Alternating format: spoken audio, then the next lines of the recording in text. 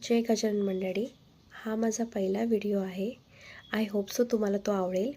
आज मी तुम्हाला मराठीमध्ये छोट्या छोट्या गोष्टीला तेलुगूमध्ये काय म्हणते हे सांगते.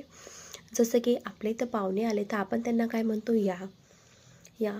इकडं तेलुगूमध्ये काय म्हणते, रंडी.